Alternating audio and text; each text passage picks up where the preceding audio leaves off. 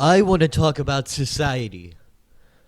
Society is different based on the culture the society's in. From people praying to elephants, to guys who can't stop looking at anime girls' thick thighs, and people who worship a guy who turns water into funnier water. Even if you disagree with some of these examples that I just listed off, it's a society within that judges the right from wrong.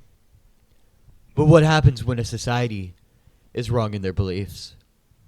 Of course, I'm talking about how Roger Smith from American Dad doesn't float. Now let's get into it. We see in the scene that Roger turns the gravity dial down. The normal cause-effect reaction is that anything in the room is now floating. And we see that's the case with the two women in the room. But that's where the problem shows up. You see, Roger doesn't float. But why? It's because every time a woman sees me, they lose all attraction to everything and just float to the stratosphere? Wrong. This is a problem that can be solved with a little thing called polarity.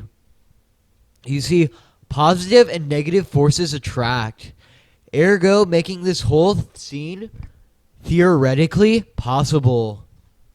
Everyone knows that the schmack of any woman's thighs causes a positive force that can be countered by the ground's hard, solid girth. When the gravity dial is turned down, though, the ground is flaccid, as such reversing the polarity, making the women fly. But then that begs the question, why doesn't Roger float? And this is simple. He ain't got no dong.